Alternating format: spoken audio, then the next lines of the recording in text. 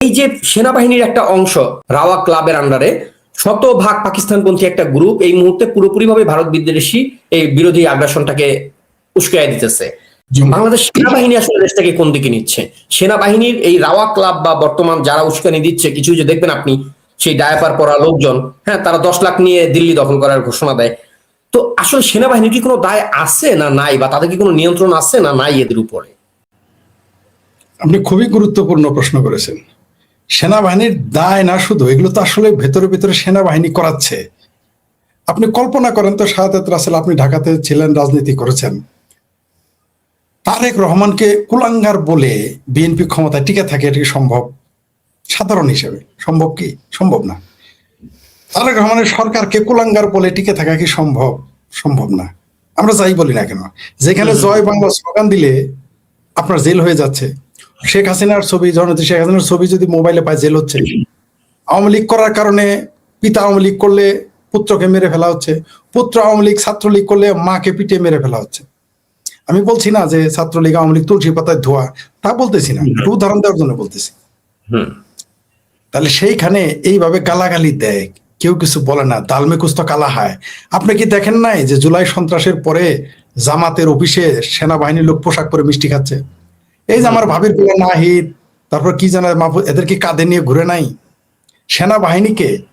সেনাবাহিনী কি করে এরকম রাজনৈতিক পরিস্থিতি? আপনারা 90-এর গণঅভ্যুত্থানের কথা আপনার মনে থাকার কথা, সেই আন্দোলনে সেনাবাহিনী কি করেছে? জাস্ট সেনাবাহিনী নীরব ভূমিকা পালন করছে। তারা কিন্তু ছাত্রলীগকে, ছাত্র দলকে, বাম ফ্রন্টকে কিন্তু কাঁধে নিয়ে ঘুরে নাই। জাস্ট জেনারেল নুরুদ্দিন কি যেন ছিল, তিনি কি বললো যে আমরা জনগণের সাথে, আর কোনো কথা বলে নাই। তারা কিন্তু কাউকে কুলাকুলি করে নাই, জাস্ট একটা অ্যাক্সেস দিয়েছে। কিন্তু এইবার কি করেছে? সেনাবাহিনী কাঁধে নিয়ে ঘুরেছে। সুতরাং আপনি কেন এদের দায় না, এরা এইগুলো করাচ্ছে? আপনি খেয়াল করেন যে নির্বাচন তো হয়ে গেছে, এখন কেন সেনাবাহিনীকে মাঠে থাকতে হবে? কে বলেছে? কোন আইনে তারা আছে? এই প্রশ্ন বাংলাদেশের বুদ্ধিজীবীরা এখন করে না, বাংলাদেশের মানবাধিকার সংস্থা এখন করে না, বাংলাদেশের গণতন্ত্রের ঠিকাদাররা এখন আর এই প্রশ্ন করে না যে সেনাবাহিনী এখনো কেন মাঠে। এই বাংলাদেশের জঙ্গিবাদ উত্থানে অবশ্যই বাংলাদেশ সেনাবাহিনীর একটা ভূমিকা রয়েছে, কারণ বাংলাদেশের মোল্লা আর মিলিটারি, এরা দুই পক্ষই বাংলাদেশের মুক্তিযুদ্ধ বিরোধী, এরা দুই পক্ষই বঙ্গবন্ধুর বিরুদ্ধে, এরা দুই পক্ষই ভারত বিরোধী, এরা দুই পক্ষই বাংলাদেশের স্বাধীনতার বিরুদ্ধে কাজ করেছে। বঙ্গবন্ধু শেখ মুজিবুর রহমানের নাম শুনলে এদের গায়ে জ্বর আসে। এরা ৭২-এর সংবিধান বিরোধী। এরা দেখেন, এদের কমন শত্রু মোল্লা আর মিলিটারি, কমন শত্রুকে ছাত্রলীগ। মোল্লা মিলিটারি কমন শত্রুকে, যদিও ছাত্রলীগের বিরুদ্ধে, আওয়ামী লীগের বিরুদ্ধে মোল্লা তোষণের, মৌলবাদ তোষণের অভিযোগ রয়েছে, কিন্তু মোল্লা মিলিটারি মিলে ছাত্রলীগ, আওয়ামী লীগ, ভারত, হিন্দু এগুলোকে কমন শত্রু, এনিমি মনে করে। তো এই জায়গায় তো তারা তলা এক। আপনি দেখেন হিজবুত তাহরির একটা নিষিদ্ধ সংগঠন, এই হিজবুত তাহরিরের লিফলেট কিভাবে বুয়েটের ছাত্রদের হোস্টেলে কিভাবে গেল আমাকে বোঝায় বলেন। কিভাবে ডাউট সাইজের পোস্টার লাগানো হয়েছে। আওয়ামী লীগ বাংলাদেশের এমন কোন উল্লেখ বলি নেই যেখানে আওয়ামী লীগ নেই। আপনি কি এখন আওয়ামী লীগের কোনো পোস্টার সাটাইতে দেখেন ডাউট সাইজ? কেন দেখেন না? আওয়ামী লীগের কি টাকার অভাব, না লোকের অভাব, না জনের অভাব? কারণ এটা সেনাবাহিনী হিজবুত তাহরিরের পোস্টার লাগানোর সহযোগিতা করত। আমি শেখ হাসিনার পোস্টার ছাপানোর জন্য আজকে তাহলে বলি, আমি নীলক্ষেতে বহু চেষ্টা করেছি, আমি জামালপুরে চেষ্টা করেছি, কেউ রাজি হয় না। আওয়ামী লীগ নিষিদ্ধ হতে পারে, কিন্তু বাংলাদেশে তো তার গ্রহণযোগ্যতা আছে। লাখো কোটি, এখনো ৫ কোটি মানুষ আওয়ামী লীগের সমর্থক। এখনো ইলেকশন হলে আওয়ামী লীগ ক্ষমতায় চলে যাবে। তাহলে সে আওয়ামী লীগের জননেত্রী শেখ হাসিনার একটা পোস্টার আমি করানোর জন্য অলরেডি আমি টাকাও দিয়েছি, ২৫,০০০ টাকাও মেরে দিয়েছে। ঠিক আছে, তারা এটা পোস্টার সাপ্তাহ সাহস পায় না, প্রিন্টার কয় না, সর্বনাশ হয়ে যাবে, আমার জেল হয়ে যাবে। তাহলে হিজবুত তাহরিরের মতো নিষিদ্ধ আন্তর্জাতিকভাবে জঙ্গি সংগঠনের পোস্টার আপনি কই থেকে বানাইছেন? নিশ্চয়ই এটা সৌদি আরব থেকে পোস্টার হয়ে আসেন, বাংলাদেশ থেকে আপনি ছাপছেন। কে ছাপলো? জামাতের এখনো মুরতে কোলায় না জনসভা করার। ১০০ জামাত যদি মিছিল করে, আমরা ৩ জন যদি দাঁড়ায় থাকি, জামাত পালাই যাবে। এখনো কোন সাহসে আসে তারা? সেনাবাহিনী। আপনি কি মনে করেছেন ৭৭টা আসন যে জামাত, এগুলো এটা কিন্তু একটা ফরিদ ভাই, আমরা এটা দেখলাম যে ওই যে এনসিপি যে টোকাইর দোকান, হ্যাঁ, সেই দোকান পুরো বাংলাদেশে তারা কিন্তু লং মার্চ, রোড মার্চ, অনেক মার্চ করার ঘোষণা দিল। তারপরে যখন গোপালগঞ্জে দৌড়ানিটা খাইলো, যখন সেনাবাহিনী তাদেরকে নিরাপত্তা দিতে গিয়ে বা তাদেরকে পালাইতে সুযোগ করে দেওয়ার কারণে এক ধরনের সমালোচনায় পড়লো সেনাবাহিনী। হ্যাঁ, তারপরে কিন্তু সেনাবাহিনী আস্তে উপরে ওদের নির্বাচনী প্রচার, ওদের দলীয় প্রচারে সেনাবাহিনী আর কোন রকম প্রোটোকল দেবে না বলে সরে গেল। যখন সরে গেল তারপর থেকে কিন্তু ওদের সব মার্চ বন্ধ হয়ে গেল। হ্যাঁ, স্বাভাবিক। কিন্তু করেনি তারা, এখনো বন্ধ হয়ে যাবে। এখনো সেনাবাহিনী ব্যারাকে ফিরে যাক। আমার ভাবির পোলারা তেল চোরা যেরকম পালায় যায় না পাতি জ্বালাইলে অন্ধকারের মধ্যে, ওইভাবে আমার ভাবির পোলারা পালায় যাবে, সব পালায় যাবে। আর নইলে বঙ্গোপসাগর সরাসরি যখন ওদের পাশে থাকার জায়গা থেকে সরে গেল, তারপরে দেখলাম আস্তের উপর ওরা নাই হয়ে গেল। অথচ সেনাবাহিনীর কর্ডনের মধ্যে দাঁড়ায় তারা বলতো বাংলাদেশের 90% মানুষ আমাদের সঙ্গে, হ্যাঁ আমাদেরকে জুলাইতে সব লিখে দেওয়া হয়েছে বাংলাদেশ, আমরা বাংলাদেশের সেনাবাহিনীকে গালি দিয়েছে, তারা সেনাবাহিনীকে কুকুর বলেছে, ডিজিএফআই এর অফিসের ইট খুলে নিতে চেয়েছে, যা বাংলাদেশে কোনো রাজনৈতিক দল কোনোদিন বলে নাই। এই হিম্মত কেমনে আসলো? দালমে কুস্তো কালা হায়। আপনি দেখেন ভারত এবং চায়না এত বিরোধ, দা কুমড়া সম্পর্ক। আপনি তো জানেন সবচেয়ে বেশি বাণিজ্য কার সাথে করে ভারত এবং চায়না? আমেরিকার পরে সবচেয়ে বেশি বাণিজ্য চায়নার সাথে আর এই ভারতের উভয়ের, অথচ দুইজনের দেশ নাম শুনতে পারে না। ব্যবসায়িক স্বার্থ আমাদের আগে দেখতে হবে।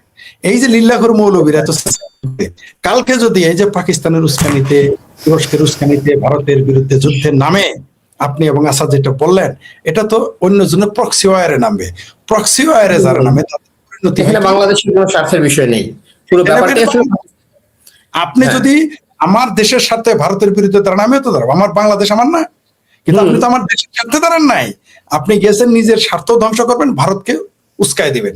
কারণ এইখানে পাকিস্তান তুরস্ক যা করতেছে, যে শত্রু মারতে, আমাদের জামালপুর একটা প্রবাদ আছে, যে শত্রু মারতে, বাঘ মারতে শত্রুকে বাড়াইতে হবে।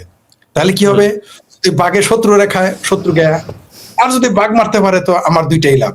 তো ভারতের শত্রু মনে করতেছে পাকিস্তান, ভারতকে শত্রু মনে করতেছে তুরস্ক। তারা মিলকে জুলকে এই যে রোহিঙ্গা এবং বাংলাদেশের ভোগাইগুলারে নামায় দিতে আছে, যেগুলি খেয়ে যেই মরে হেডিয়াম গোলাম। ফলাফলে যেটা আপনি বললেন, আমরা কেউ চাই না যে সিভিল ওয়ার হয়, আমাদের দেশের ক্ষতি আমরা একেবারেই সেটা কেউ চাই না। আচ্ছা, একটা ব্যাপারে একটু আপনার কাছে যাই। এই যে রাম মন্দির প্রসঙ্গ, যেটা আপনিও জানেন যে রামের একটা গাইবান্ধা পলাশবাড়ি উপজেলার হোসেনপুর ইউনিয়নে একটা বড় রামের মূর্তি তৈরি হচ্ছে, যেটাকে কেন্দ্র করে অনেক ধরনের কথাবার্তা এবং খুব মানে কিছু জঘন্য জঘন্য কথাবার্তা রয়েছে, কিছু সমালোচনাও রয়েছে, মানে বিভিন্ন অ্যাঙ্গেলেই আলোচনা আসতেছে। এর মধ্যে আমি একটা নিউজ দেখলাম, সেটা হচ্ছে জামাত ইসলামী শুধুমাত্র ইসলামী ব্যাংক থেকে ওই যে তারা যে কি বলে, ওই যে কি একটা ইয়েতে যেন খাতে টাকা নেয় না, ওটাকে কি বলা হয়, প্রত্যেকের বেতন থেকে যে টাকা কাটা হয়, এনায়েত নাকি কি এয়ানত না কি যেন বলে, কি জানি একটা ইয়ে আছে, ওখানে দিতে হয় দলীয় ফান্ডে। সেখান থেকে প্রায় 300 কোটি টাকার উপরে হচ্ছে গিয়ে শুধুমাত্র এই যে মন্দির এবং হচ্ছে বর্ডার ইস্যুতে ইনভেস্ট করা হয়েছে জামাতের দিক থেকে।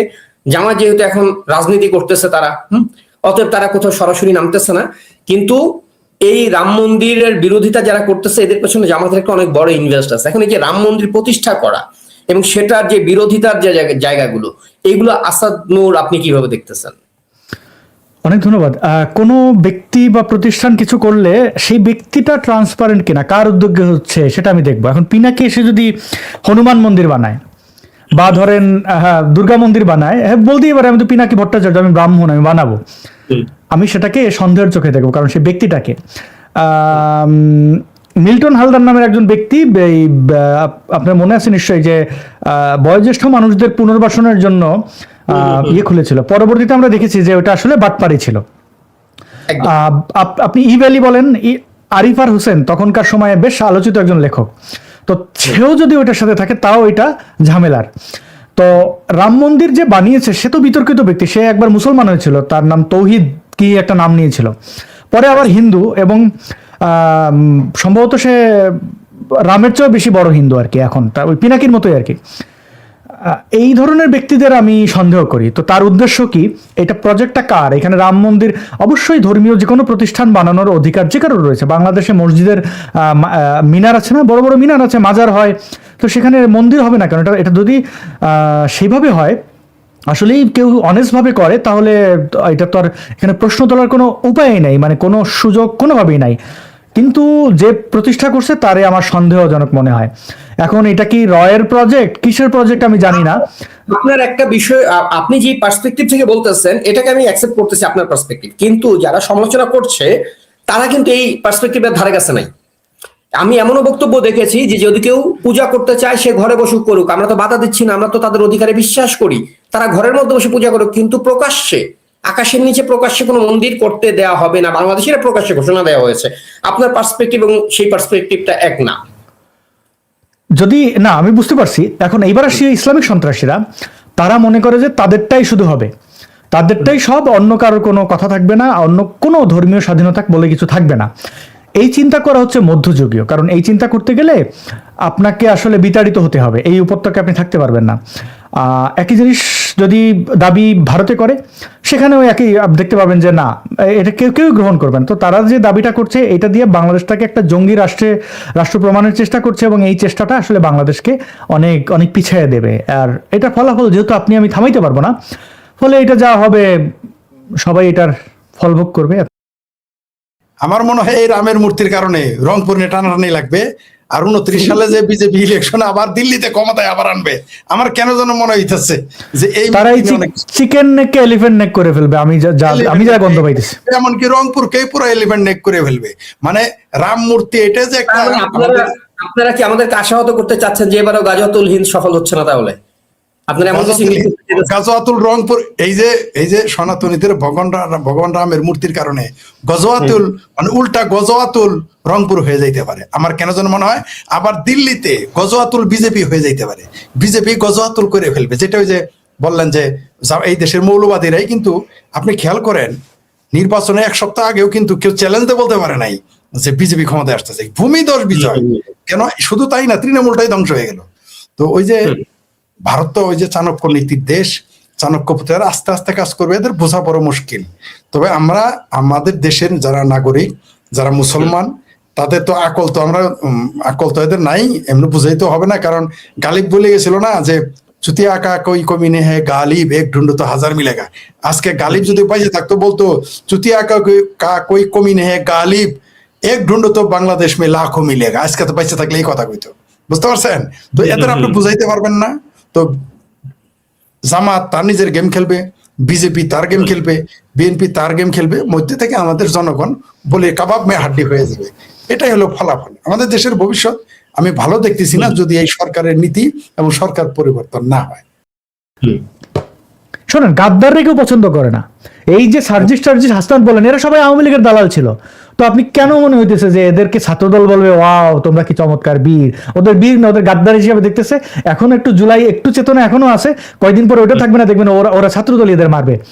ছাত্রদলের মাইরা ছাত্রলীগ দেবে যে ভাই তোরা বিরোধী দলে আসোস, তোরা তো একটু মানে দেখবেন যে অনেক সময় বড় অংশ খাইয়া ছোট অংশ একটু দুর্বল দেয় আর কি। এখন যেহেতু ছাত্রলীগ দুর্বল, সেই হিসেবে তো ভাগ ওদেরও দেবে, দেখে না মিলে দেওয়া উচিত। কারণ হক তো আসলে সবারই আছে, শুধু ছাত্রদল খাইলে এটা হয় না। আসলে যে আওয়ামী লীগ দরকার নাই, কাউকে দরকার নাই। কারণ এই যে সমন্বয়ক বা এনসিপি বলে যারা পরিচিত, তাদের যে ষড়যন্ত্র, তারা কি করেছে না করেছে বিএনপি তো জানে। আওয়ামী লীগের মতো একটা দলকে তাদের মানে পাকিস্তান, আমেরিকা, তুরস্ক, জামায়াত, হিজবুত, হেফাজত সব মিলাইয়া 14 গোষ্ঠী মিল্লা তাদের 17 বছর লাগছে সাকসেস করতে। এবং বিএনপির বিরুদ্ধে যদি সেম চক্রান্তটা তারা করে, 1 মাস টিকবে না বিএনপির ওই হ্যাডাম নাই। অতএব বিএনপি জানে যে এরা বাইচা থাকলে বিএনপির জন্য কত বড় হুমকি, অতএব বিএনপি ওদেরকে খায়া দেবে। এই কথাটা আমি একেবারে শুরু থেকে বলে আসছি যে বিএনপি ওদেরকে রাখবে না। তারপরে আমরা প্রত্যাশা করব, যেহেতু সবচেয়ে বেশি ক্ষতিগ্রস্ত হয়েছে আওয়ামী লীগ এবং ছাত্রলীগ, অর্থাৎ কিছু অন্তত ছাত্রলীগের জন্য রাখবেন, পুরোটা আপনারা খাবেন না, কারণ এখানে আওয়ামী লীগ ছাত্রলীগের হক রয়েছে নিশ্চয়ই।